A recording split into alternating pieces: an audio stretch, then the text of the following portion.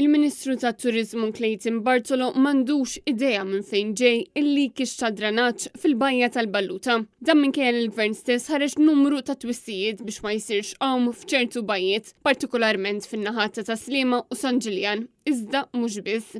Net News staqsa lill-Ministru Bartolo minn fejn ġej dan il-leakage bil-Ministru jgħidilna biss li għadha qed issir investigazzjoni. Il-Water Services Corporation li qiegħda tinvestiga dan il-leakage ta' dranaġġ sabiex jinstab minn fejn ġej dan il-leakage u naraw li tissolva din il-problema. Bil-Ministru Bartolo jimplika illi din il-kriżi ma taqax taħt il-Ministeru tiegħu imma taħt il-Ministeru ta' Mirjam Dalli illi toħossib il-Water Services. X'taħseb li hu l-effett li taħalli fuq it-turiżmu dan?